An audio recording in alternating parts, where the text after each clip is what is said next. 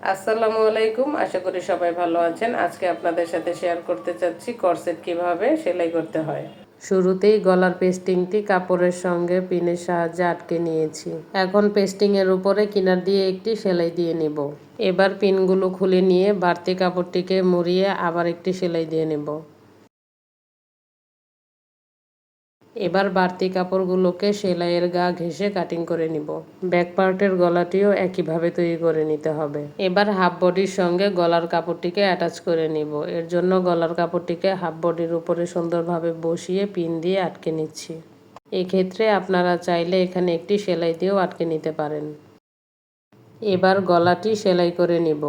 সেলাইটি এমনভাবে করতে হবে যেন পেস্টিংয়ের উপর না পড়ে। পেস্টিংয়ের ঠিক কিনার দিয়ে সেলাইটি দিতে হবে। এবার মাঝখান থেকে পিনগুলোকে খুলে নিয়ে গলাটি কাটিং করে নিব। গলার চারপাশে ছোট ছোট কাট বসিয়ে নিতে হবে, এতে করে গলার ফিনিশিং ভালো আসবে। তারপর গলার পট্টির কাপড়টিকে উল্টে নিব। ঠিক একইভাবে আমরা ব্যাক পার্টটিকেও তৈরি করে নিব। এই যে আমাদের দুটি পার্টই তৈরি করা হয়ে গেছে। এখন আমরা দুটি পার্ট একসাথে করে শোল্ডার জয়েন করে নিব। শোল্ডার জয়েন্ট করার জন্য নিচের অংশের গলার পট্টির কাপড়টিকে খোলা এবং উপরের অংশের গলার পট্টির কাপড়টিকে ভাঁজ দিয়ে প্রথমে সমান করে ধরে নিতে হবে। তারপর নিচের অংশের পট্টির কাপড়টিকে ভাঁজ দিয়ে উপরে উঠিয়ে একটি সেলাই দিয়ে নিতে হবে। একই নিয়মে অন্য পাশের শোল্ডারটিও সেলাই করে নিতে হবে। আপনারা আমার কথা না বুঝে থাকলে ভিডিওটি দেখে দেখেও শিখে নিতে পারেন। প্রত্যেকটি সেলাই ডাবল করে দিয়ে নিতে হবে। এই যে আমাদের শোল্ডার জয়েন্ট করা কমপ্লিট হয়ে গেছে। এখন আমরা করসেটের নিচের অংশটি সেলাই করে নিব। এই জন্য লম্বালম্বিভাবে কাপড়ের দুটি পাশ একসাথে ধরে মিডল পয়েন্টটি বের করে নিতে হবে। এখানে কুচিগুলো 4 ইঞ্চি চওড়া করে দিব। এর জন্য আমাদের 4 ইঞ্চি থেকে 2 সুতা বেশি নিয়ে মার্কিংটি করতে হবে, নয়তো বা পরবর্তীতে কুচিগুলো ছোট হয়ে যেতে পারে। এবার যে জায়গাটিতে মার্ক করেছি সেখানে একটি পিন দিয়ে আটকে নিব। আটকে নেওয়ার পর এবার কাপড়টিকে মেলে নিতে হবে। কাপড়টিকে মেলে নিয়ে তারপর কুচির যে অংশটি আমরা পিনের সাহায্যে আটকে নিয়েছি সেই অংশটি দুই পাশে সমানভাবে ছড়িয়ে দিতে হবে। অর্থাৎ কুচিটি পিনের দুই পাশেই 2 ইঞ্চি করে থাকবে।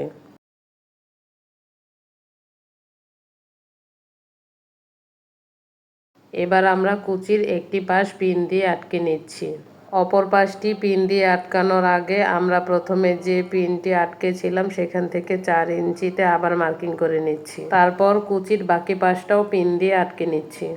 এই যে আমাদের একটি কুচি তৈরি হয়ে গেছে। কুচিটি তৈরি হওয়ার পর দেখতে ঠিক এমন দেখাবে। আমরা এই কুচির দুই পাশে আরও দুটি কুচি তৈরি করে নিব। মোট আমরা 3টি কুচি তৈরি করব।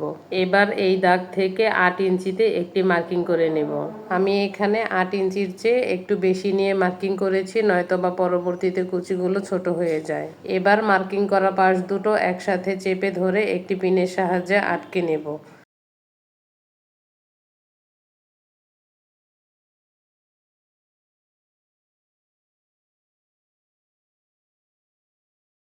এবার ঠিক প্রথমবারের কুচির মতো সেম কাজটি এখানেও করতে হবে। কুচিটিকে দুই পাশে সমানভাবে ছড়িয়ে দুটি পিনের সাহায্যে আটকে নিতে হবে।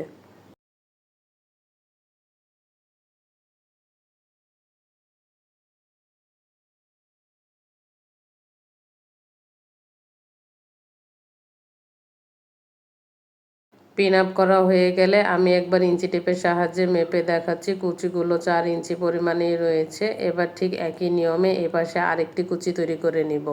এপাশেও ঠিক একই নিয়মে প্রথম কুচির পিনটি খুলে 4 ইঞ্চিতে একটি মার্কিং করে নিয়েছি এবং পিনটি পুনরায় সেট করে দিয়েছি। তারপর এই মার্কিং থেকে 8 ইঞ্চিতে আবার একটি মার্ক করে নিয়েছি। এবার মার্ক দুটিকে একসাথে চেপে ধরে একটি পিনের সাহায্যে আটকে নিয়েছি। এবার কুচিটিকে দুই পাশে সমানভাবে ছড়িয়ে দুটি পিনের সাহায্যে আটকে নিব।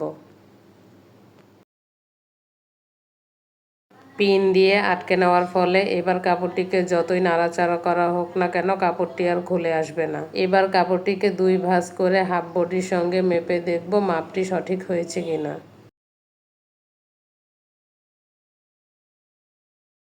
এই যে আমাদের কুচির সঙ্গে মাপটি একদম পারফেক্ট হয়েছে। যদি একটু ছোট বড় হতো তবে আমরা কুচির মাপের একটু কম বেশি করে নিতাম।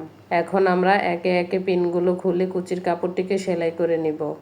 আপনাদের যদি কোথাও বুঝতে অসুবিধা হয় তবে ভিডিওটি না টেনে আরেকবার দেখে নেবেন, আশা করি সমস্যার সমাধান হবে।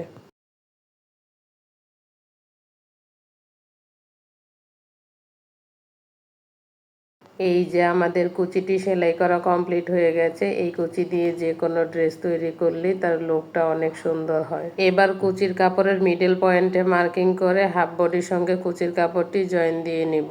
এক্ষেত্রে হাফ বডির মিডল পয়েন্টেও কাট বা মার্কিং করে নিতে পারেন।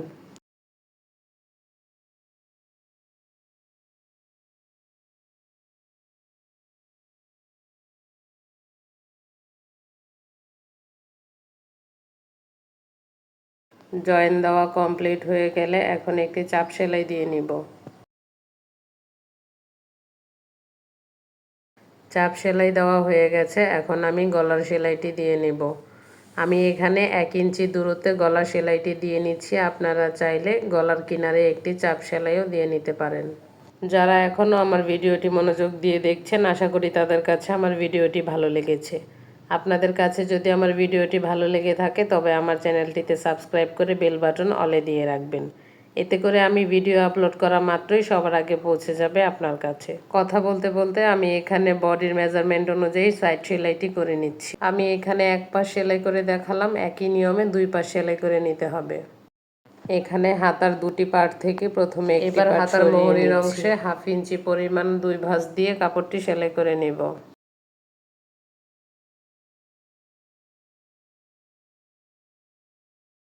এখানে হাতার মোহরিতে একটি চিকন লেস লাগিয়ে নিব। আপনারা চাইলে লেস ছাড়াও হাতাটি কমপ্লিট করতে পারেন। যেহেতু আমি এখানে পাফ হাতা তৈরি করে নেব, তাই পাফ হাতার কুচিগুলো আগে থেকে দিয়ে নিতে হবে। এর জন্য আমি 1/4 একটি কাট বসিয়ে নিচ্ছি। এবার হাতার কাপড়টিকে সোজা পাশে নিয়ে সেন্টার থেকে কাট বসানো জায়গা পর্যন্ত কুচিগুলো আগে থেকে ধরে নিতে হবে। এক্ষেত্রে আপনারা চাইলে একটি করে কুচি দিয়ে সেলাই করে নিতে পারেন, অথবা আমার মতো সবগুলো কুচি একসঙ্গে ধরে সেলাই করে নিতে পারেন। ঠিক একইভাবে এ পাশের কুচিগুলো দিয়ে নিতে হবে, তবে আগের কুচিগুলো যে পাশে দিয়েছি এবার তার বিপরীত পাশে কুচিগুলো দিব। ঠিক একইভাবে এ পাশেও 1/4 একটি কাট বসিয়ে রেখেছিলাম, সেই কাট বসানো জায়গা পর্যন্ত কুচিগুলো দিয়ে নিতে হবে। এবার হাতার কাপড়টিকে ভাঁজ দিয়ে মাপ অনুযায়ী সেলাই করে নিতে হবে। এখন হাতার কাপড়টিকে বডি পার্টের সঙ্গে অ্যাটাচ করে নিব। এর জন্য বডির কাপড়টিকে উল্টো পাশে এবং হাতার কাপড়টিকে সোজা পাশে রাখতে হবে। এক্ষেত্রে আমি হাতার কাপড়টিকে আর্মহোলের মধ্য দিয়ে প্রবেশ করিয়ে নিয়েছি। প্রত্যেকটি সেলাই অবশ্যই ডাবল করে দিতে হবে, এতে করে সেলাইটি আরও মজবুত হবে। এই যে আমাদের সুন্দর হাতাটিও কমপ্লিট হয়ে গেল। এই পাফ হাতাতে যদি কুচি এর চেয়ে বেশি দিতে চান তবে হাতার লম্বা আরও বাড়িয়ে নিতে হবে। দেখতে দেখতে সেলাইয়ের একেবারে শেষ পর্বে চলে এসেছি। এখন জামার নিচের বর্ডার লাইনটি প্রথমে 1/2 ইঞ্চি চিকন একটি ভাঁজ দিয়ে তারপরে 1 ইঞ্চি চওড়া একটি ভাঁজ দিয়ে সেলাই করে নিব। আপনাদের কাছে আমার ভিডিওটি যদি ভালো লেগে থাকে তবে লাইক, কমেন্ট এবং শেয়ার করতে ভুলবেন না। আর আমার ভিডিওটি যদি ফেসবুক পেজ থেকে দেখে থাকেন তবে আমার পেজটিকে ফলো দিয়ে রাখবেন, অথবা আমার ভিডিওটি যদি ইউটিউব থেকে দেখে থাকেন তবে আমার চ্যানেলটিকে সাবস্ক্রাইব করে বেল বাটন অলে দিয়ে রাখবেন। এতে করে আমি ভিডিও আপলোড করা মাত্রই সবার আগে পৌঁছে যাবে আপনার কাছে। নিচের প্যানেলে চিকন একটি লেস লাগিয়ে নিব, এটি কর্সেটের সৌন্দর্যকে আরও বাড়িয়ে তুলবে। সবাই ভালো থাকবেন, সুস্থ থাকবেন। পরবর্তী ভিডিও দেখার আমন্ত্রণ জানিয়ে এখানেই বিদায় নিচ্ছি। আল্লাহ হাফেজ।